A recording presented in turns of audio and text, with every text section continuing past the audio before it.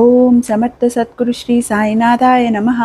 శ్రీ సాయి లీలామృతం అధ్యాయం 18. షిరిడీలో ఉత్సవాలు. పల్లకి చావడి ఉత్సవం. ఒకరోజు పెద్ద వర్షం వచ్చి మసీదంతా తడిసిపోయి బాబాకు కూర్చునేందుకు చోటు కూడా లేకపోయింది. భక్తులు ఆయన్ను నాటి రాత్రికి చావడిలో ఉండమన్నారు. ఆయన అంగీకరించపోయేసరికి పట్టుబట్టి ఆయన్ని అక్కడికి తీసుకుపోయారు. ఆ రాత్రి ఆయన అక్కడ విశ్రమించారు. నాటి నుండి ఆయన ఒక రాత్రి మసీదులోనూ ఒక రాత్రి చావడిలోనూ నిద్రించేవారు. వారిని భక్తులు మసీదు నుండి చావడికి వేడుకలతో తీసుకెళ్లడం క్రమంగా డిసెంబర్ 10, 1909 నాటికి అది గొప్ప చావడి ఉత్సవంగా రూపొందింది. నేటికి ఇది గురువారం రాత్రి పల్లకి ఉత్సవంగా జరుగుతుంది. ఒకప్పుడు హర్దా నుండి భక్తులు బాబాకు ఒక పల్లకి పార్సిల్ చేసి పంపారు. బాబా దానిని మసీద్ ముంగిట పెట్టించి మూడు మాసాలు దానిని తెరవనివ్వలేదు. ఒకరోజు రఘువీర్ పురందరే చనువుగా, బాబా, ఈరోజు పల్లకి బయటకు తీసి పూలతో అలంకరించి అందులో మిమ్మల్ని చావడికి తీసుకుపోతామన్నాడు. సాయి ఆ పార్సిల్ విప్పడానికి ఒప్పుకోలేదు. అయినా అతడు పంతంగా విప్పుతుంటే బాబా గద్దించి పట్టరాని కోపంతో సటకా తీసుకొని చంపేస్తాను అని అతని మీదకి పరిగెత్తారు. భక్తులు భయంతో పారిపోయారు. పురందరే అదేం పట్టించుకోకుండా నెమ్మదిగా పార్సిల్ విప్పి పల్లకిని పూలతో అలంకరించాడు. ఇక బాబా మౌనంగా ఉండిపోయారు. అది చూసిన పురందరే పంతంగా, ఇక నుంచి మిమ్మల్ని పల్లకిలో ఊరేగింపుతో చావడికి తీసుకెళ్తాం అన్నాడు. అలా మాత్రం ఎన్నటికీ జరగనివ్వను అన్నారు బాబా. అతడు, అయితే పల్లకి ఖాళీగా మోసుకుపోతామా ఏమి అన్నాడు. సాయి ఉగ్రులై, నీవు ముందు బయటకు పోతావా లేదా అని చెడ్డగా తిడుతూ సటకాతో బెదిరించారు. అతడు త్వరగా ఆ పని పూర్తి చేసి స్వగ్రామం వెళ్ళిపోయాడు. అతడు అనుమతి కోరినప్పుడు బాబా ఏమీ మాట్లాడకుండా ఊది ఇచ్చారు. తర్వాత చావడికి వెళ్ళవలసిన రోజు సాయంత్రం అయ్యేసరికి భక్తులందరూ మొట్టమొదట పల్లకి ఉత్సవానికి మసీదు వద్ద చేరారు. బాబా మాత్రం పల్లకి ఎక్కనని భీష్మించారు. ఊరి నుండి అప్పుడే వచ్చిన పురందరే తాను సిద్ధం చేసిన పల్లకి లేకుంటే తాను ఉత్సవానికి రాను అన్నాడు. భక్తులు ఎంత బ్రతిమాలినా బాబా తమ పట్టు విడవలేదు. చివరకు పల్లకిలో వారి పాదుకలు ఊరేగించాలని, సాయి పాదాచారి అయి ఊరేగింపుతో వెళ్ళాలని రాజీ కుదిరింది. బాబా, పల్లకి నేను కూడా మోసేదా అన్నాడు పురందరే. వద్దు, నీవు 125 వత్తుల దివిటీ పట్టుకో అన్నారు బాబా. అలా దివిటీల ఊరేగింపుతో పల్లకి చావడి చేరింది. నాటి ఉత్సవం అయ్యాక సాయి పల్లకీని మసీదులో పెట్టనివ్వలేదు. కనుక 3-4 రోజులు అది చావడిలోనే ఉన్నది. చివరికి ఎలాగో ఒక రాత్రి మాత్రం మసీదు ముంగిట ఉంచనిచ్చారు. ఆ రాత్రి దానికి ఉన్న 2 వెండి సింహాలు దొంగలెత్తుకెళ్లారు. కనుక దానికి ఒక షెడ్డును నిర్మించనారంభించాడు పురందరే. బాబా లిండి నుండి గబగబా వచ్చి, ఏమిటి చేస్తున్నావు అని గద్దిస్తే అతడు నవ్వుతూ చెప్పాడు. ఆయన ఉగ్రులై, నువ్విక్కడి నుంచి పోతావా లేక నీ తల పగల కొట్టనా అని మీదకెళ్లారు. అతడు ఆయన కాళ్ళ వేళ్ళ పడి బతిమలాడాడు. ఆయన మరింత గట్టిగా, నాకు నువ్వు వద్దు, పల్లకీ షెడ్డు అస్సలే వద్దు, నన్ను విసిగించకపో అని అరిచారు. కానీ అతడు చేస్తున్న పనిలో మాత్రం జోక్యం చేసుకోలేదు. మధ్యాహ్నం ఆరతయ్యాక భక్తులందరూ భోజనాలు చేసి తిరిగి మసీదు చేరినా పురందరే మాత్రం వెళ్లకుండా పనిచేస్తూనే ఉన్నాడు. సాయి కొన్నిసార్లు అతనికి నెమ్మదిగా చెప్పారు, మందలించారు, గద్దించారు, భోజనానికి వెళ్లకుంటే కొడతానని బెదిరించారు. అయినా అతడు వినిపించుకోలేదు. పట్టరాని కోపంతో పలకకుండా పదే పదే అతని కేసి చూస్తారు, చేత్తో పొట్ట తడుముకుంటారు. ఆ పనికి మాలిన వాడు భోజనానికి కూడా పోకుండా నా ప్రాణం తీస్తున్నాడు, నువ్వైనా పిలుచుకుపో అని కాకా సాహెబ్తో చెప్పారు. అతడు సెలవు పెట్టాడు. అది అయ్యేలోగా పని పూర్తి చేయాలని చూస్తున్నాడు. అతనిని భోజనానికి పిలుచుకెళ్ళనా అన్నాడు కాక. వాడు రాడు, ఆ మూర్ఖుడు నేను చెప్పినా వినలేదు అన్నారు ఆయన. వెంటనే పురందరే వారి పాదాలపై పడి పసిపిల్లవానిలా ఏడుస్తుంటే, ఎందుకు ఏడుస్తావు, ఊరుకో అన్నారు బాబా. అతడు కళ్ళు తుడుచుకొని, పొద్దుటి నుండి నన్ను ఇంతలా తిడుతున్నారు, కొడతాను, చంపుతానని బెదిరిస్తున్నారు. కానీ నేనొక్క పూట భోంచేయకపోతే అంత తల్లడిల్లిపోతున్నారే, నాపై మీకెందుకు ఇంత దయ, మమ్మింతలా పట్టించుకునేదెవరు అన్నాడు.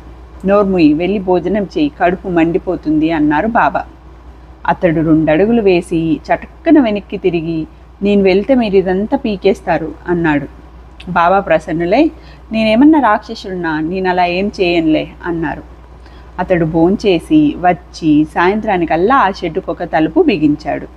అప్పుడు పల్లకి ఆ గదిలో పెట్టి సాయికి నమస్కరించి, బాబా సెలవైపోయింది, నేను వెళ్ళాలి, ఇంకా ఒక్క తలుపు బిగించాలి, ఆ పని తాత్యాకు అప్పగించి వెళ్తాను అన్నాడు.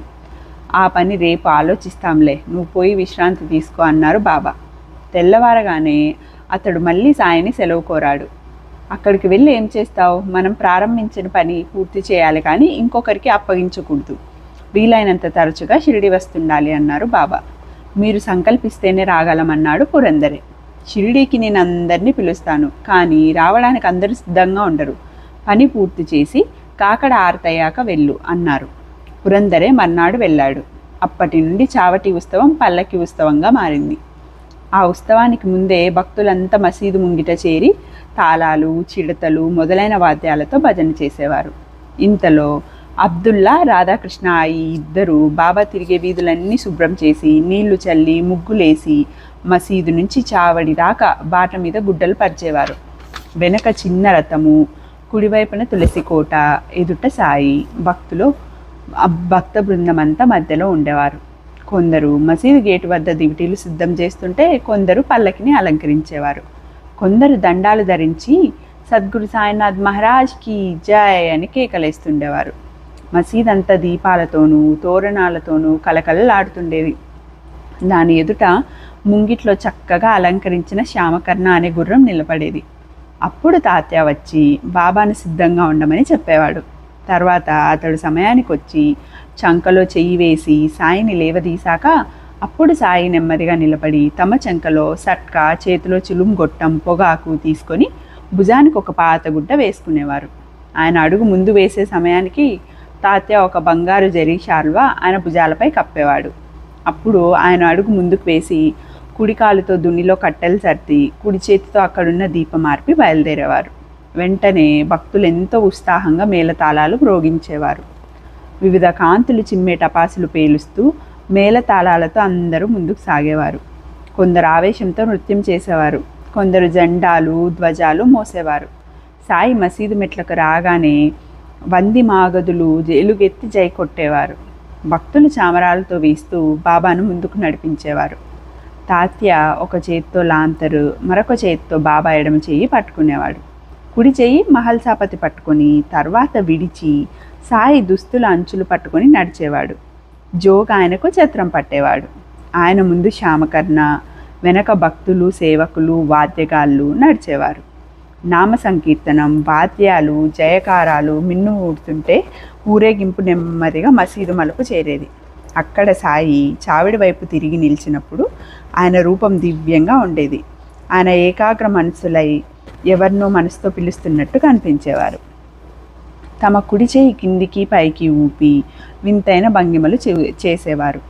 కాకాసాహెబ్ వెండి పళ్ళెంలో గులాల్ పూసిన పూలు తెచ్చి ఆయనపై చల్లుతుండేవాడు. అప్పుడు వాద్యఘోష ఆకాశాన్నంటేది. అప్పుడు బాబా మొహంలో ఉట్టిపడే దివ్యకళను మించినదేది ఉండజాలదు అన్నాడు ప్రధాన్. దానిని స్వయంగా చూసిన హేమాద్ పంత్ ఆ దృశ్యము, దాని వైభవం వర్ణించ సాధ్యం కాదు అని రాశాడు. ఒక్కొక్కప్పుడు మహల్సాపతి దివ్యమైన ఆవేశంతో నృత్యం చేసేవాడు. అయితే ఏకాగ్రమైన సాయి దృష్టిని ఇవేవి కించిత్తు కూడా ఆకర్షించలేకపోయేవి.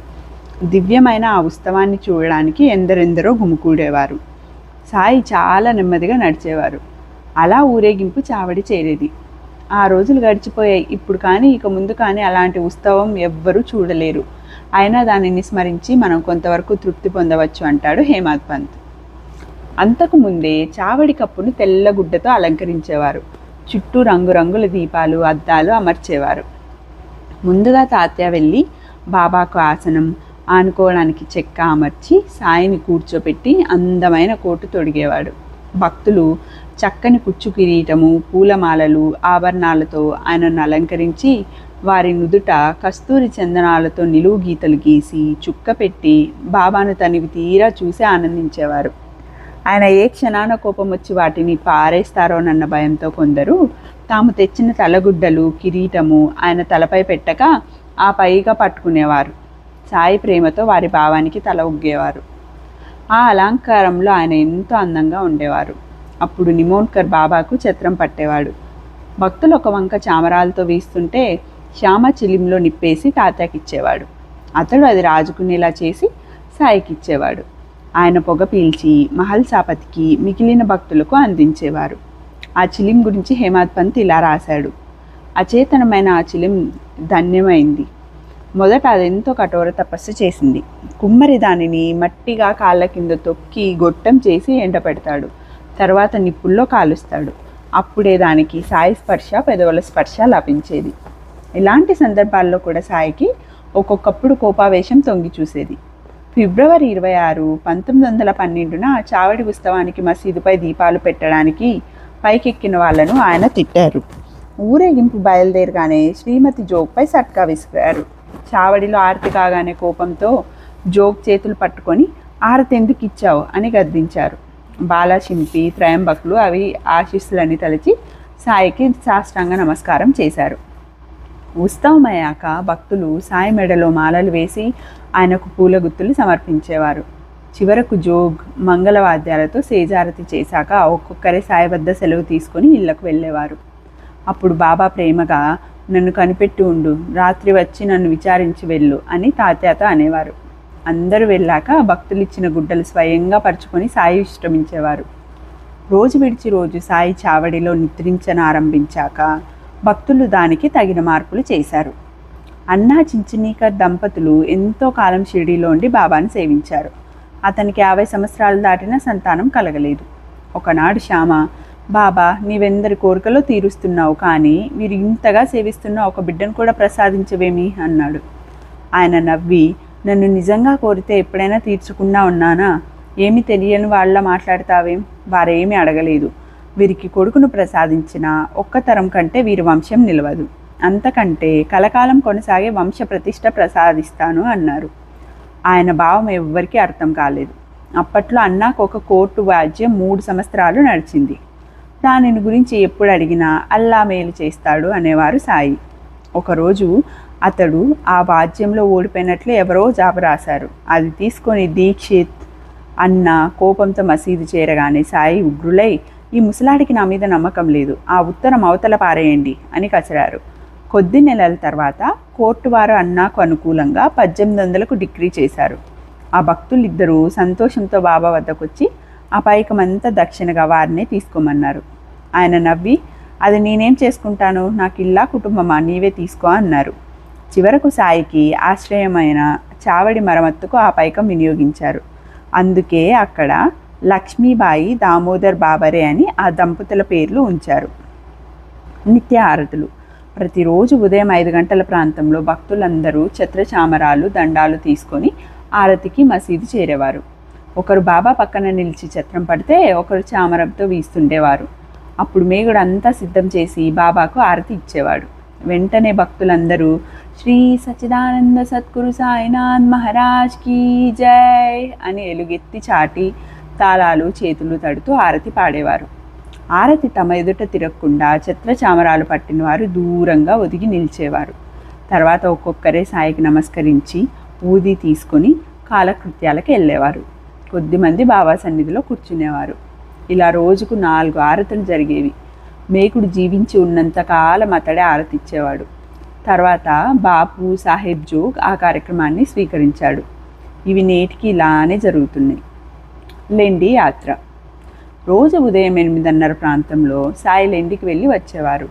అప్పుడు మొదట మసీదు ముంగిట వాద్యగాలు చేరి మేళం వాయించేవారు. టోపీ, దండం, ప్రత్యేక దుస్తులు ధరించిన 2 సేవకులు మసీదు మెట్ల వద్ద నిలిచేవారు. వారందరితో కలిసి సాయి బయటకొచ్చి మసీదు మలుపులో మారుతి ఎదుర్కొచ్చి అటువైపుకు కుడి చేత్తో చిత్రమైన సైగలు చేసేవారు.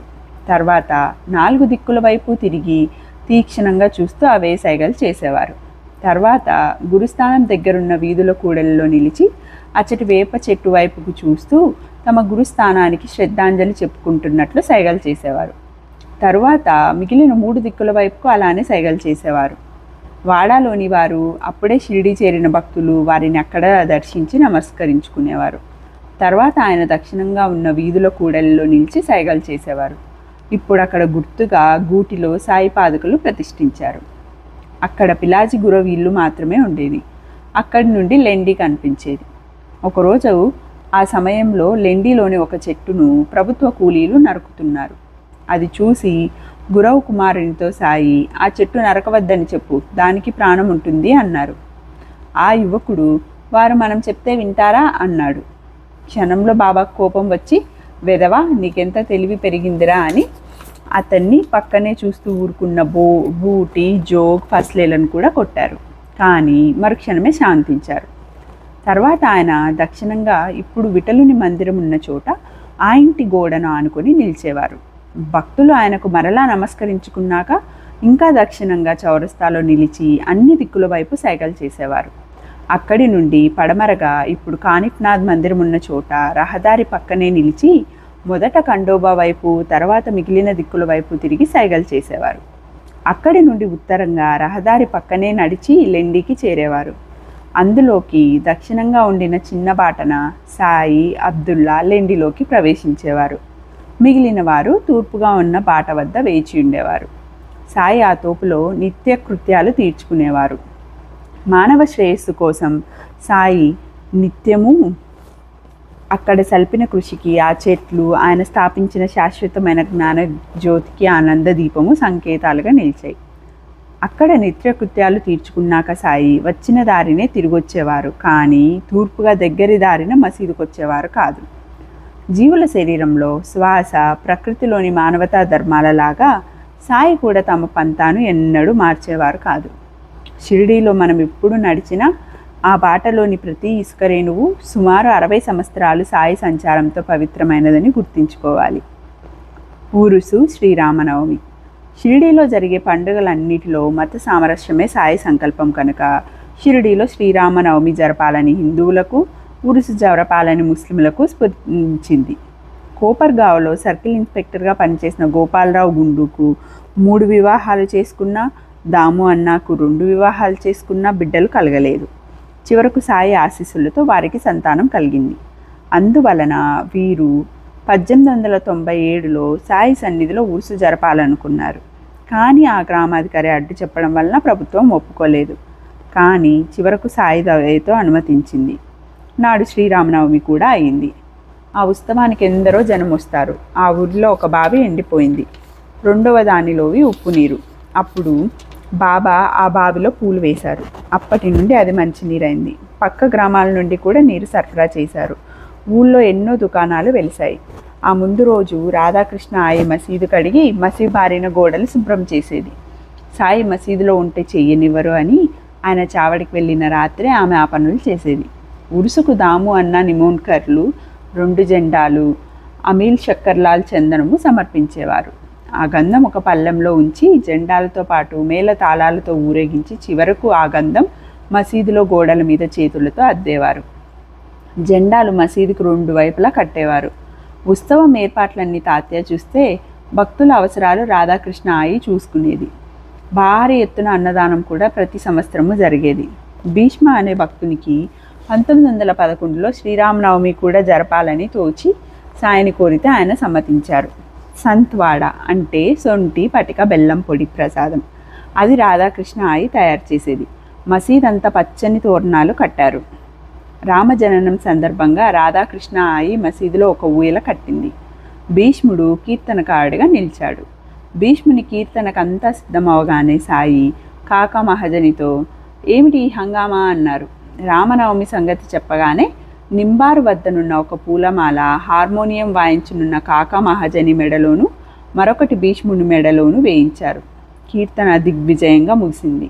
భక్తులు తన్మయులై జయకారాలతో, నృత్య గీతాదులతో గులాబ్ పైకి ఎగిరేశారు. అది సాయి కళ్ళల్లో పడడంతో ఆయన ఉగ్రులై అందరినీ తిట్టారు.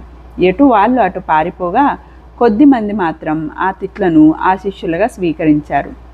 మానవులలోని అరిషడ్ వర్గాలనే రాక్షసులను చంపడానికి రాముడు అవతరించినప్పుడు సాయి ఆవేశపడడం సహజమే. అంతేకాదు, భక్తులు ఎప్పుడు కొత్త పని ప్రారంభించినా బాబా ఆవేశపడేవారు. అప్పుడు ఆయన ఊయల విరగ్గొడతారని భయపడి కాకా మహాజని దానిని విప్పబోయాడు. సాయి శాంతించి ఉత్సవం పూర్తి కాలేదని చెప్పి వారించారు. నాటి ఆరతి, మరోరోజు కీర్తన, గోపాల కలోత్సవాలు కూడా చాలా చక్కగా జరిగాయి. ఇలా ఒకే రోజు రామనవమి పగలు జెండా ఉత్సవము, సాయంత్రం గంధము జరిగాయి. భక్తులు మతభేదాలు మరిచి రెండింటిలోనూ ఉత్సాహంగా పాల్గొన్నారు. 1913 సంవత్సరం నుండి నవమికి ముందు నామ సప్తాహం కూడా ప్రారంభించారు. ఆ సంవత్సరం బాలాబు వామాలి 1914లో బాలాబువా సుతార్లు కీర్తన చేశారు. ఆ తర్వాత నుండి సాయి ఆ సేవను దాసగునుకు అప్పగించారు. క్రమంగా ఆ ఉత్సవానికి వచ్చే జనుల సంఖ్య కొన్ని సంవత్సరాలలో 75,000 దాకా పెరిగింది. అయినా అంటువ్యాధులు, కలహాల వంటివి ఎన్నడూ జరగలేదు. దుకాణాలు, సంతర్పణలు, కుస్తీ పోటీల వంటి వినోద కాలక్షేపాలు పెరిగిపోయాయి. గుర్రము, పల్లకి, రథము, వంట పాత్రలు మొదలైనవి భక్తులు సమర్పించడంతో సాయి సన్నిధి ఒక సంస్థానంగా రూపుదిద్దుకుంది. అయినా నేటి విద్యుత్ దీపాలకు అతీతంగా వెలిగే నక్షత్ర గ్రహగోళాలలాగా మహానగరాల సవ్వడి మాటునున్న అతి సామాన్యము, అపారము అయిన ఆకాశంలా ఈ వైభవం చాటున సాయి మాత్రం మహత్తరము, అతి నిరాడంబరము అయిన జీవితాన్నే కొనసాగిస్తున్నారు. ఒక రామనవమికి మహానగరాల నుండి కోటీశ్వర్లు ఎన్నెన్నో మిఠాయిలు తెచ్చి అర్పించారు. కానీ సాయి నా భోజనం ఇంకా రాలేదు అన్నారు. కొంతసేపటికి ఆయన శ్యామతో, ఈ జనంలో నెట్టుకు రాలేక ఒక ముసలి పేదరాలు రోడ్డు పక్కన చెట్టు కింద కూర్చుంది, ఆమెను తీసుకురా అన్నారు. తీసుకురాగానే ఆమెతో, బాబా నాకేం తెచ్చావు అన్నారు. ఆమె ఆ ముందు రోజు సాయి కోసం జొన్న రొట్టెలు తీసుకొచ్చింది. కానీ మసీదులోని విలువైన నైవేద్యాలు చూసి సిగ్గుపడి ఏమీ తేలేదు అన్నది. కానీ సాయి ఆమె దాచిపెట్టుకున్న మూట అడిగి తీసుకొని ఇది మన భోజనం అంటూ ఎంతో ఇష్టంగా తిన్నారు. గురు పూర్ణిమ 1908వ సంవత్సరంలో ఒకరోజు పండర్ నుండి వచ్చిన కృష్ణజీ నూల్కర్ చావడిలో ఉన్నాడు. బాబా శ్యామతో, ఆ ముసలయ్యని దుని వద్ద స్తంభాన్ని పూజించుకోమని చెప్పు అని అతడు చెప్పి రాగానే, మీరంతా కూడా చేసుకోరాదా అన్నారు సాయి. దేవా మీకైతే చేస్తాము, కానీ స్తంభాన్ని ఎందుకు పూజిస్తాము అన్నాడు శ్యామ. మొదట అంగీకరించని బాబా అతడు పట్టుబట్టిన మీదట ఒప్పుకున్నారు. ఇంతలో నూల్కర్ పంచాంగం చూస్తే నాడు వ్యాస పూర్ణిమ అంటే గురు పూర్ణిమ. తాత్య, దాదా కేల్కర్, శ్యామ మొదలైన వారు సాయికి దోవతులు ఇచ్చి పూజించారు. అప్పటి నుండి షిరిడీలో గురు పూర్ణిమ చేసుకోవడం ఆచారమైంది. సాయి నోటి మీదుగా భక్తులకు చేసుకోమని చెప్పిన ఉత్సవం ఇదొక్కటే. అయితే సాయి స్తంభాన్ని ఎందుకు పూజించమన్నారు? భక్తుల శ్రేయస్సు కోరి మాత్రమే గురువును సేవించు అన్న భావాన్ని సంకేతంగా సాయి చెప్పారు. గురువెన్నడు నన్ను పూజించు అనడు. జ్ఞాని దృష్టిలో అందరూ పరమాత్మ రూపాలే. వారికి శిష్యులు ఎలా ఉంటారు? తాను గురువునని తలిచేవాడు ఆ పేరుకే తగడు అన్నారు రమణ మహర్షి. అలా అనలేదు కనుకనే సాయి సద్గురువు. ఇంటి కప్పును మోసే ఆధారం స్తంభం. అది నేలలో దృఢంగా నాటుకొని ఉంటుంది. అదే దాని బలం. ఆ బలంతోనే అది భవనాన్ని ఆశ్రయించే వారందరినీ రక్షిస్తుంది. అలానే సద్గురువు సర్వానికి ఆధారమైన ఆత్మనిష్టలో గురుభక్తిలో నాటుకొని ఉంటారు. అంటే గురుభక్తి రూపమైన ఆత్మనిష్ట వలన గురువు కూడా తమను ఆశ్రయించిన వారిని రక్షిస్తారు. స్తంభంలాగే గురు రూపాన్ని తగు రీతిన కొలవమని సాయిభావం. అంతేకాదు, సాయి శరణానందులతో తాము మసీదులోని స్తంభం కిందనున్న గుహలో చాలా కాలం తపస్సు చేసినట్లు సాయి చెప్పారు. చతుర్విధ పురుషార్థాలను సాధించుకోవడానికి సర్వజీవులకు ఆశ్రయము, అవకాశము అయిన ఈ జగత్ అనే ద్వారకామాయికి ఆధారమైన మూల స్తంభమే సకల విశ్వరూపుడైన సద్గురువు. అందుకే అట్టి మహనీయుని ఇస్లాంలో కుతుబ్ అంటారు. కుతుబ్ అంటే ధర్మస్తంభము అని అర్థం. ద్వారకామాయి అనే శరీరం మూలాధారం నుండి సహస్రాకారం వరకు ఉన్న వెన్నెముక అనే స్తంభం మీద ఆధారపడి ఉంటుంది. అన్ని ఆధ్యాత్మిక స్థితుల్లోనూ తనలో ఇముడ్చుకున్న గురువుకు అది సంకేతం. నిరంతరం గురువుని సేవించిన వారికి అప్రయత్నంగా ఆ మార్గం తెరుచుకొని యోగ విద్య సిద్ధిస్తుంది. సాయికి వారి గురువు వలన సిద్ధించినట్లు. అదే సాయి చెప్పింది. గోపాలరావు గుండు ఒకసారి శిథిలమైన మసీదును మరమ్మత్తు చేయించాలని రాళ్ళు తెప్పించి చెక్కించాడు. ఆ తర్వాత పని నానా చందోర్కర్కు నేల చదును చేసి బండలు పేర్చడం కాకా దీక్షిత్కు అప్పగించారు బాబా. మొదట శ్రీ సాయి ఇందుకు ఒప్పుకోలేదు. మహల్ సాపతి ఎలాగో ఒప్పించాడు. సాయి చావడిలో నిద్రించిన రాత్రి మసీదులో నేల బాగు చేసి ఎత్తైన పీఠం అమర్చారు. నాటి నుండి సాయి గోనె మీద కూర్చోవడం మాని దానిపై కూర్చోనారంభించారు. 1914వ సంవత్సరం భక్తులు ఎంతో శ్రమపడి మసీదు ముంగిట బాగు చేశారు. మొదట అది చాలా చిన్నదిగా ఉండి భక్తులకు ఎంతో ఇబ్బందిగా ఉండేది. దానిని పెద్దది చేసి పైన కప్పించాలని కాకా దీక్షిత్ పని ప్రారంభించాడు. రాత్రంతా కష్టపడి భక్తులు కమ్ములు నాటారు. ఉదయాన్నే చావడి నుండి వచ్చిన సాయి అది చూసి కోపించి ఆవేశంతో 2-3 కలిసి కానీ నాట నలబి కానీ ఆ కమ్మెలను ఒక్కరే పీకి పారేశారు. ఆయన ఒక చేత్తో కమ్మె పెరికివేస్తూ మరొక చేత్తో సమీపంలోని తాత్య పాటిల్ గొంతు పట్టుకున్నారు. అతని తలపాగా బలవంతాన లాక్కొని దానికి నిప్పంటించి ఆ కమ్మె పాతిన గుంటలో వేశారు. కోపంతో సాయి కన్నులెర్రగా అగ్ని కణాలలాగా వెలిగాయి. అందరూ భయభ్రాంతులై చూస్తుండగా శ్రీ సాయి తమ జేబులో నుంచి ₹1 నాణెం తీసి భగవదర్పితమన్నట్టు గౌరవంతో ఆ గుంటలో వేశారు. అంతసేపు ఆయన తాత్య గొంతు విడిచిపెట్టలేదు. తాత్య భయంతో వణికిపోతున్నాడు. అతనికి ఏం జరగనున్నదో ఎవ్వరికీ అంతుపట్టలేదు. జోక్యం చేసుకోవడానికి ఎవ్వరికీ ధైర్యం చాలలేదు. చివరికి ధైర్యం చేసి వారింప చూసిన బాగోజీని బలంగా నెట్టి అతని మీద ఇటుక ముక్కలు విసిరారు సాయి. కొద్దిసేపటికి ఆయన శాంతించి ఒక భక్తుని దుకాణం నుండి జరీ తలపాగా తెప్పించి తాత్య తలకు చుట్టారు. అది చూసి భక్తులు ఆశ్చర్యపోయారు. చివరకు మసీదు మరమ్మతులన్నీ సక్రమంగా పూర్తయిన నాడు సాయి నీమ్గావ్ వెళ్లారు. అక్కడి నుంచి ఆయనను భక్తులు మేళతాళాలతో ఊరేగింపుతో పునరుద్ధరించిన మసీదుకు తీసుకొచ్చారు. ఈ కట్టుబడి పనిచేసిన వారిలో కొండాజీ, గాబాజీ, తుకారాం అనే 3 సోదరులు వడ్రంగి కుటుంబానికి చెందినవారు. వారే ప్రధాన పాత్ర వహించారు. ఇంతటితో అధ్యాయం 18 ముగిసింది. ఓం సాయిరాం.